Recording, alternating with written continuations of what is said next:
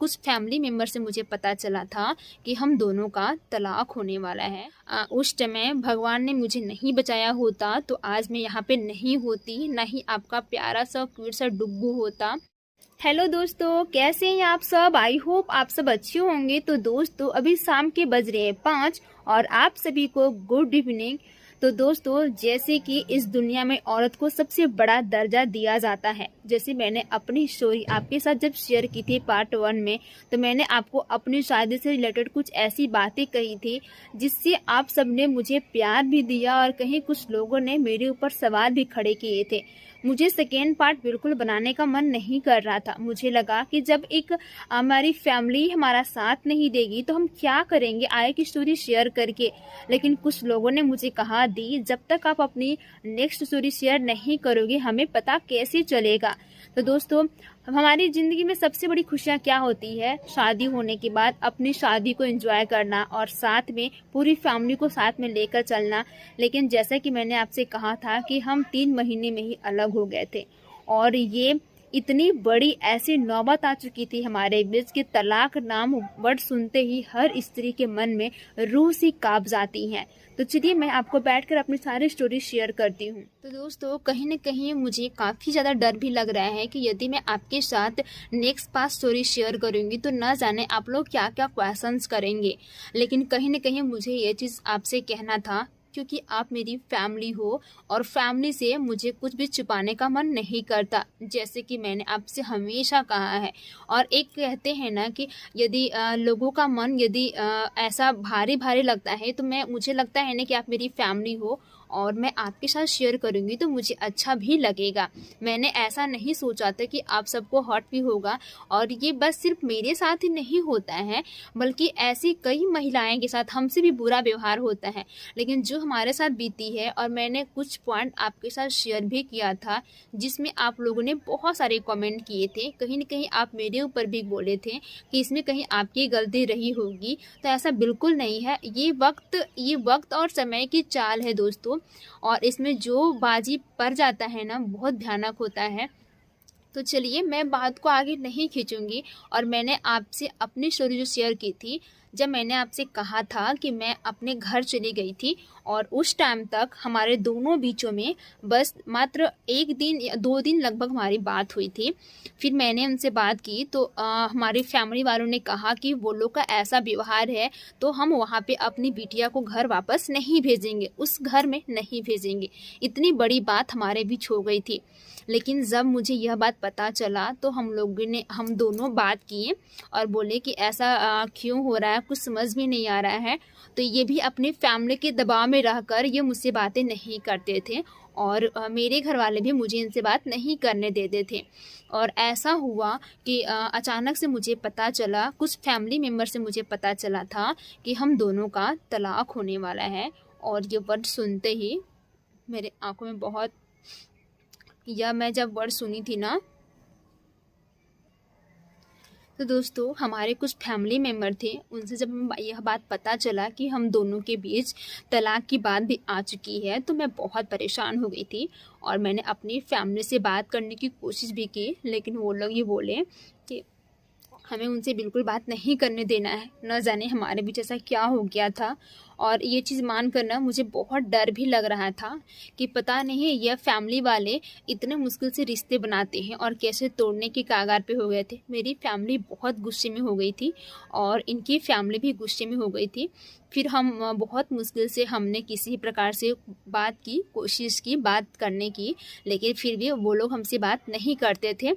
और मैं बहुत प्रेशर में हो गई थी कि हम क्या करें, क्योंकि इसमें हमारी कोई गलती नहीं थी। और कहते हैं ना कि बहुओं को समझने के लिए ससुराल में अगर सासू माँ अच्छी मिल जाए और यदि हस्बैंड अगर आपका केयरिंग कर रहा है तो सासू माँ लोग को लगता है कि ये आते ही अपनी मतलब एक अपनी बीवी के पल्ले में बन जाता है। तो ऐसा बिल्कुल नहीं है, क्योंकि लड़का को दोनों तरफ से दबाव मिल जाता है कि आखिर वो करे तो करे क्या, क्योंकि एक तरफ उसका खुद का परिवार हो जाता है जब शादी करने के बाद, और दूसरी जो वो खुद से फैमिली चला रहा है तो मेरी सासू माँ ने ऐसा कैसे मान लिया था कि जो लड़का बचपन से अपनी पूरी फैमिली चला रहा है वो मेरे खातिर अपनी फैमिली को कैसे छोड़ दे।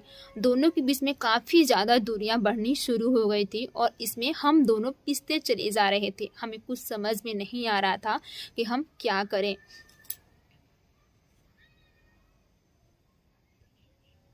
मैं जब ये बात सुनी थी कि हम दोनों के बीच में ऐसी नौबत आ चुकी है तो मैंने अपने आप को बहुत कोसा, शायद मैं इसी लायक हूँ और मुझे मेरे साथ पता नहीं भगवान क्या करना चाह रहे हैं और मैंने ऐसा क्या गलती कर दिया है दोनों के बीच, हमारी फैमिली ऐसा क्यों कर रही है और इसमें हमारा क्या गलती है। तो मैं हमेशा दिन रात बस भगवान से यही प्रार्थना करती थी कि दोनों फैमिली मिल जाए और मिलने के बाद जो हमारी भी जो दूरियां हैं वो ख़त्म किया जाए। वैसे हम दोनों हस्बैंड वाइफ के बीच ऐसी कोई बातें नहीं हुई थी क्योंकि माँ की बातों को लेकर थोड़ा दोनों में झगड़ा हो गया था हम लोग का।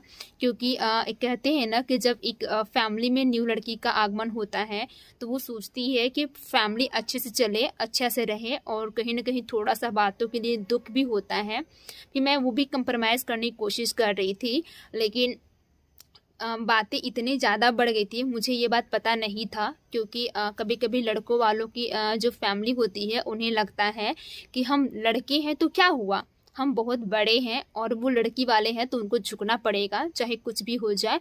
और फिर उसी बात को लेकर ज़्यादा उनको मतलब अकड़ हो गया था और वो बहुत बार बार एक ही चीज़ बोलते थे कि हम लड़के वाले हैं, हम नहीं झुकेंगे। और ये तो दिन भर अपना जो गाड़ी चलाते थे ये दिन भर बिजी रहते थे क्योंकि अपनी फैमिली को चलाना और दिन भर का काम करके यदि आप शाम को अगर आपके लिए कोई कुछ बोल देता था तो उसमें ये मेरे पर गुस्सा भी करने लगते थे और मुझे आकर बोलते थे तुम्हें ऐसा नहीं करना चाहिए था। फिर मैंने उनसे समय भी मांगा था और मैंने ये बात भी उनसे कही थी कि ऐसा नहीं है, मैं कोशिश कर रही हूँ आपकी फैमिली को साथ में रखने के लिए, लेकिन वो मेरे पर गुस्सा कर जाते थे। फिर मैंने ये चीज़ को छोड़ दिया कि कोई बात नहीं, बाहर से काम करके आ रहे हैं तो शायद उनको ऐसा गुस्सा आ जाता होगा। फिर हमारे बीच बहुत थी और मेरी फैमिली वालों से क्या प्रेशर था कि वो लड़के वाले हैं तो उनका क्या अर्थ है कि हम झुक जाएं। तो फिर हम दोनों के बीच पता नहीं, एक कहते हैं ना कि भगवान का फरिश्ता होता है, वो मतलब अचानक से ऐसी बातें हो गई। जो हमारी शादी करवाए थे वो वहाँ पे गए और बातचीत करने की कोशिश की है, लेकिन बात इस हद तक जा चुकी थी कि ना वो मानने को तैयार थे और ना ही मेरी फैमिली लोग मानने को तैयार थे और हम दोनों ने बातचीत करना भी छोड़ दिया था। हमें ऐसा लगा था कि अब हम दोनों के बीच में कुछ नहीं है, सब खत्म हो गया है, ऐसी सिचुएशन आ गई थी। और कहीं ना कहीं मैंने आपसे यह भी कहा था कि मेरी अभी पूरी कंप्लीट फैमिली है। तो आप सब सोच रहे होंगे, आपके मन में बहुत क्वेश्चन चल रहा होगा कि जब आप दोनों के बीच तलाक की नौबत आई थी तो आपकी फैमिली कैसे बढ़ी, अभी आपकी तो हंसी खुशी फैमिली है। तो इसके लिए मैंने बहुत स्ट्रगल किया है, अपनी फैमिली को बचाने के लिए मैंने बहुत कुछ झेला है। और कहते हैं ना, हमारी शादी एक बहुत बड़ा कलंक बनकर रह चुकी थी। मानो ऐसा लग रहा था कि अरेंज मैरिज नहीं करना चाहिए, बल्कि यदि हम लोग लव मैरिज कर किए होते तो शायद हमारे बीच ऐसी नौबत थी कि हमारी फैमिली वाले वो बात को न माने। लेकिन दोनों फैमिली लोग ने मिलकर हमारी शादी करवाई थी, लेकिन वो चीज़ में भी उन्हें लगता था कि कहीं ना कहीं दहेज को भी लेकर पॉइंट था और कहीं ना कहीं मेरे फैमिली वालों को भी गुस्सा था इनके ऊपर कि कम से कम लड़का को ये चीज़ समझना चाहिए कि वो ऐसा क्यों बोल रहा है और वो क्यों ऐसा कर रहा है। लेकिन मेरी फैमिली थी उनको ये बात पता नहीं था कि लड़का भी दबाव में आकर क्या करेगा, क्योंकि उनकी माँ जो थी वैसा बोल रही थी। और कभी कभी लोगों को ना क्या समझिए कि एक हमारा काल होता है जो बहुत बड़ा काल था और वो टलने भी नहीं हो पा रहा था। बहुत मुश्किल से मैंने अपनी फैमिली को संभालने की कोशिश की, फिर मैंने बातचीत बंद कर दी और मैं सोची कि देखते हैं भगवान हमारी कितनी परीक्षा लेगा। और ये भी बहुत परेशान रहते थे क्योंकि उन्हें पता था कि पढ़ी लिखी लड़की घर में आई है जो कुछ काम करेगी और अपने पैर पे खड़ा होगी, हमारी फैमिली को चलाएगी। लेकिन मेरी ससुराल वालों को ये बिल्कुल पसंद नहीं था। उन्हें लगता था कि ये लड़की कुछ काम नहीं करती है, बस घर में दिन भर काम करना है। आप खुद सोच लीजिए कि घर में शादी होने के बाद ज़्यादा महीने भी नहीं हुए थे और मुझसे ये लोग एक्सपेक्ट करते थे, और कुछ और भी फैमिली मैटर था। मैं वो चीज़ बाहर नहीं लाना चाहती हूँ, क्योंकि मैं वो बात यदि मैं खोल दी तो शायद कहीं न कहीं हमारे जो फैमिली वाले हैं अभी भी बहुत ज़्यादा गुस्सा हो जाएंगे।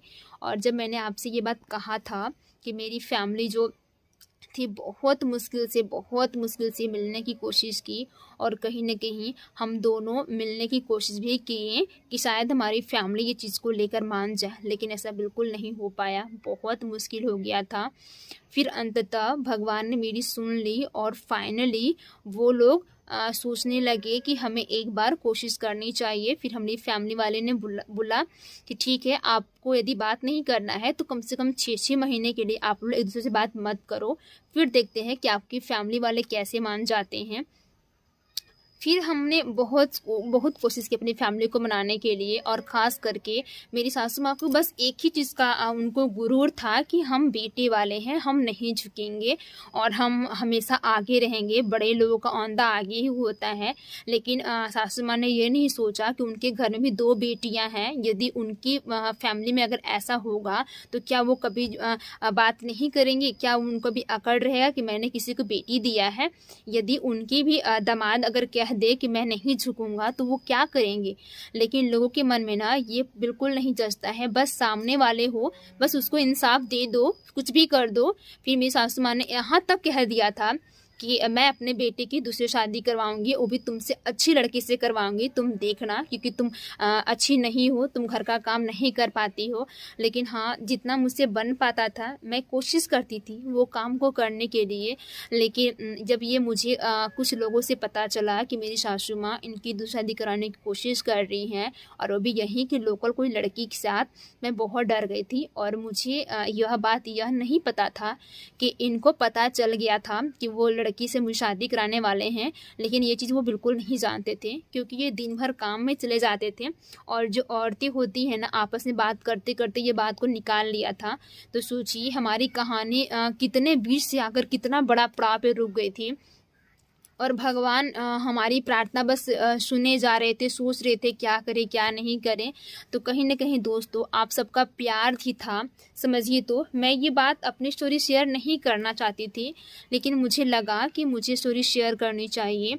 और जब हमारे जो साथ में जो हमारी फैमिली थी बहुत मुश्किल से मानी, और मैं भी दोबारा ये मुझे लेने के लिए मेरे घर आए, और मेरी फैमिली बहुत गुस्सा में थी। बट जो हमारे जो रिलेशन वाले जो हमारे शादी करवाए थे, उन्होंने भी मेरे सामने बात रखी कि आपको अच्छे से रहना है। मैंने बोला कि ऐसी कोई गलती मैंने नहीं की थी, बस उन्हें पता नहीं क्या हो जाता है, कभी कभी लोग अगर सासू माँ बहू को बेटी का दर्जा देंगे तो शायद वो लोग मिलकर हम सब पूरी फैमिली चला सके। लेकिन वो थोड़ा थोड़ा बात को लेकर ना हमेशा गुस्सा कर जाती थी, जिससे मुझे बहुत डर लगता था, और मुझे ऐसा भी लगता था कि पता नहीं ये क्या हो गया है, कुछ समझ में नहीं आता था। फिर हम लोग बहुत मुश्किल से दोस्तों, बहुत मुश्किल से हम फिर उस घर में दोबारा आए और हंसी खुशी रहने लगे। लेकिन कहते हैं ना कि खुशियाँ जल्दी किसी मतलब खुशियाँ जो होती है ना वो किसी को नज़र लगते देर नहीं लगती है। हमारी फैमिली में सब कुछ चल रहा था, लेकिन औरतों को बोला जाता है ना कि एक कूटनीति जो होती है ना, औरतों को वो संभालना जाता है कि अगल बगल की औरतें अगर बैठ जाएं और आपकी बहू कुछ थोड़ा सा गलती कर जाए तो उसमें भी लोगों को नुक्स निकलता है। और हमारे शादी को मुश्किल से होते होते तकरीबन 1.5 साल से ऊपर जा रहा था, और कुछ लोगों ने माँ को कह दिया था कि आपके घर में आपकी शादी हो चुकी है, आपकी बेटी बहू की, तो अभी तक हम लोगों ने खुशखबरी नहीं सुना। और इस बात को लेकर ना मेरी सासू माँ बहुत परेशान हो गई, और बात बात पे मुझे बोलते थे कि मेरे घर में एक छोटा सा बेबी चाहिए, नन्हा मुन्हा चाहिए, तो वो कब आएगा। और मैं इतनी परेशान हो गई थी उस टाइम। फिर मैंने इनसे बात की तो ये बोले कि हमारे कुछ हाथों में नहीं होता है, सब भगवान करने वाले होते हैं, ऊपर वाले भगवान ही हैं। तो फिर माँ ऐसा क्यों बोलती है? फिर जब ये माँ से बात करने के लिए गया तो माँ गुस्सा हो गई और वो उनके ऊपर चिल्ला गई, तो इनको अच्छा नहीं लगा।